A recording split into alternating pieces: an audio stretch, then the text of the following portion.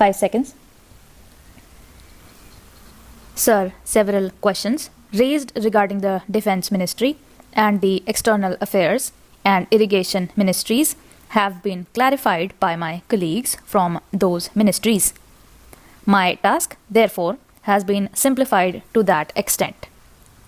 Before I go to the questions, financial and economic, raised by several honorable members, I should like to clarify 1 or 2 points which are more administrative than economic or financial.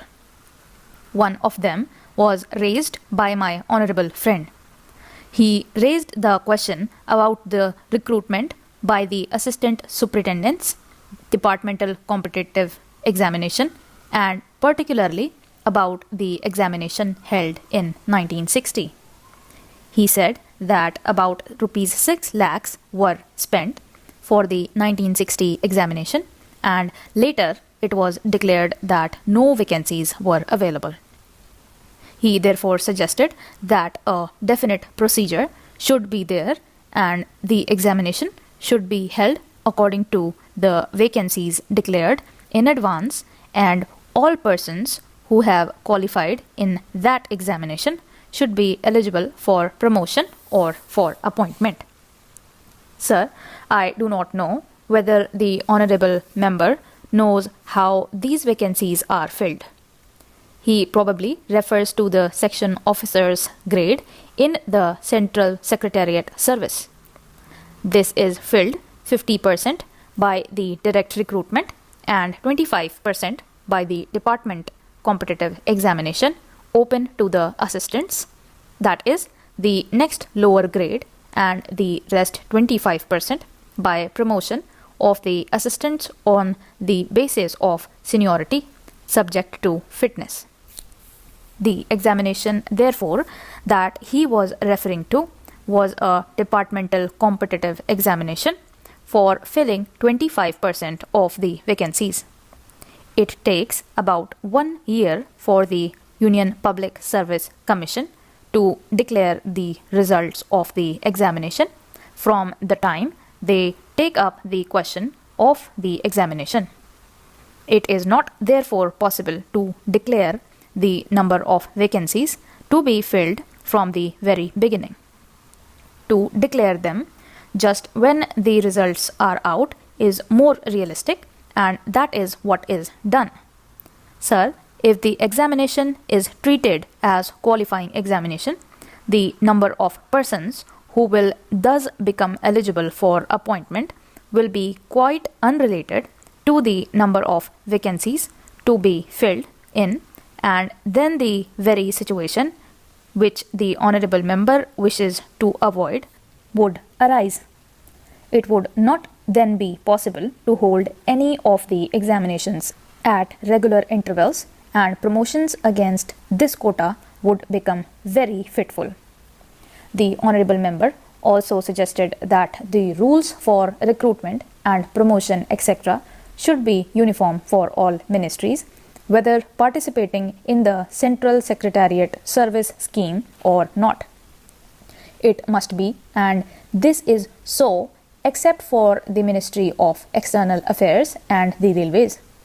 These have different rules, but these rules are very much similar and there is not much difference. But because these persons are recruited for different purposes and by different agencies, they are separate. Therefore, his purpose in saying that there should be uniformity is almost carried out. The only difference is that the Ministry of Home Affairs does not control the services in these two ministries. Then, sir, questions were raised about backward areas and the backward states, and also about the city of Calcutta. If the budget is properly scrutinized, it would be found that assistance is provided for the states, particularly the backward states, and the Finance Commission, which assesses the overall requirements of the states, takes this into consideration and makes its recommendations, which are carried out every time the Finance Commission's recommendations are received, and they are received periodically according to the Constitution. Sir, I would like to give the total amount paid to the states on this account. The main objective of planning is to create conditions in which living standards are raised in a sufficiently reasonable level and all citizens are given full and equal opportunity for growth and service. The plans seek to provide a balanced emphasis on increase in production and employment. The development plans are thus accepted as the means for ensuring equitable development in the field of social services. There is no reason to suppose that the needs of the less fortunate or prosperous states are being neglected. But it would not be proper to expect that all these differences could be wiped out now immediately. It must be seen whether we are going towards that very end or not. We are deliberately going towards that end, and we hope and trust that in course of time these inequalities would be wiped out. If not completely wiped out, at any rate they would be lessened.